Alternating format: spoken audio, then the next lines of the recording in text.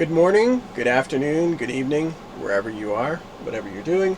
Um, Again, please excuse the noise of the air conditioners and stuff, but my air conditioners stay on 24 hours a day, 7 days a week. So, sorry about that. Anyway, I saw another YouTube video that was just so completely misleading that I had to make this video. And this was just one of many that I'd seen lately, and this one just kind of put me over the edge. And this is a well-known YouTuber. I'm not going to make a mention of who it is, but he was comparing a Gibson Les Paul with an Epiphone Les Paul. And you want to talk about a completely unfair comparison. The pickups are different. He had different amp settings for the Gibson as opposed to the Epiphone, and very, very observant YouTubers or YouTube commenters were noticing that the pickups for the Epiphone were set lower than they were on the Gibson that he was testing. So you'll have a weaker output if they're set low enough. And there were people all over the comment section after he did this video, and he proclaimed that the Gibson was way better than the Epiphone. And while the Epiphone was nice, it was decent as a decent guitar. The Gibson was way better. So if you could save up for that, that'd be a better idea. And he was just completely and utterly misleading. And this isn't a guy who he hasn't been playing guitar or anything like that, or this could be a rookie mistake. No, this dude's been doing this for years and years and years. Which makes me wonder if Gibson, with their bad PR lately, didn't have something to do with this video. Maybe contacted him and said, hey, say something good about us, do a little comparison video, we'll send you a few things, maybe a couple bucks or one of our Gibsons or whatever. You never know with YouTubers, and that's the thing you have to really, really be careful of, because a lot of these people are paid. I'm not paid anything because I don't do endorsements. No one wants to endorse me. I'm not a big enough YouTube channel as it is. And even if I was endorsed, I would have to check with them as to tell them, can I tell my audience that you sent me this guitar? And then they can make a decision for themselves. And if they say no, then I probably would not, actually most likely would not accept the endorsement. I'm not going to sit there and mislead people because some company told me, you put in a good word for our product and we'll send you more products. No, that's okay. I'll stick with what I got, or, get something cheaper. I'm not going to sit there and do what a lot of these people have been doing. And you have your people in the comment section that were sitting there and they were basically saying that the Gibson was a lot better than the Epiphone. But they didn't really notice that the pickups were set at a different height, there was different amp settings, the whole 9 yards. It was just they see the name on that headstock and they're like, oh yeah, this is a lot better. And immediately in their brains they think, this is a better guitar because it's a Gibson or it's a Fender or whatever. When there are just as good, if not better, guitars that are much, much cheaper. And not only that, as you can see on the screen there, those are Seymour Duncan pickups. You could take a pair of those. That's $200 for a pair of those. You could take those, put those in the Epiphone, and it will blow away that Gibson easily, without not even a bit of effort. Just put those in the Gibson, and you got put those in the Epiphone, and you've got something much better than the Gibson.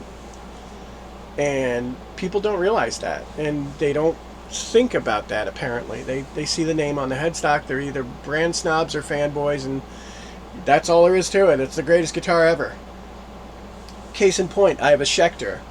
It's a C6 Plus that I just got recently, and it's basically a PRS C24. That's basically what this guitar is when you look at it, the way it's built, the whole 9 yards. Custom 24 PRS. And this is better. I've played the PRSs in music stores, and they're not very impressive to me. I mean, they're all right, but they're not like several $1,000s all right. This guitar cost me less than $500. and it's incredible. It's great. It's wonderful feel. Has a great, incredible sound, even with the Schecter stock pickups. And if I wanted to, go nuts with it, I could put in a pair of Seymour Duncans or DiMarzios in it, and it'll blow away the PRS just as easily. That's the problem. People need to realize that the name on the headstock is not a sign of quality.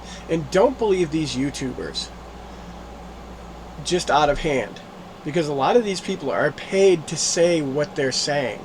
Companies they know that YouTube gets a lot of eyeballs, so they are going to give these YouTubers money to say good things about their products, and they're going to send them either money or free products or whatever. And I don't know any guitarist worth his weight in gold or anything, or worth his salt or whatever, or her salt or whatever, that wouldn't gladly accept a nice free guitar if it's a decent guitar. I mean, if somebody just hands me a Gibson Explorer or a Les Paul Standard or a Les Paul Custom and says, "Here, you can have this," it's like, yeah, I'll take that. But if I have to sell my soul for it, no, I'm not going to do that. I'm not going to sell out like that. There's just no way. So be careful with these YouTubers. Just realize that you have to take their word with a huge grain of salt. You have to really, really be skeptical of what people say. I'm not sponsored by anybody. No one sponsors me, and in a way, that's exactly how I'd want it. And if a company were to send me a guitar, I would have to ask them, can I tell them, my viewers, that you sent me the guitar? And if they say, yeah, you can, that's great. But if I'm supposed to review it and not tell people that it was sent to me by Gibson or whoever, then I'm not going to accept it. I'm not going to sit there and sell out for these companies and mislead guitarists. I've been a guitar player for 40 plus years, and I've taught a few guitarists over that time, and I wouldn't mislead them. There's no way in hell I'm going to mislead people for $1. I don't care what it is. So, like I said, be careful with these YouTubers. You can easily take that, in summary, you can easily take that Epiphone, throw on a $200 pair of Seymour Duncans, and the Epiphone is $500. Seymour Duncans are $200. $700, you've got a guitar that'll blow away a $1,000, $2,000, $3,000 Gibson. Easily. And it's got the same playability, it's the same wood, the whole 9 yards. You could even replace the tuning machines for $50. And you're nowhere near that price point of the Gibson.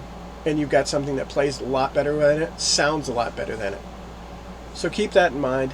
Don't trust these YouTubers that are sitting there and telling you, especially if they've got a ton of subscribers, 10 to 1, that somebody is greasing their palm in some way or shape or form. So just be careful, just be watchful. And that's all I got today. Thanks for watching. Bye.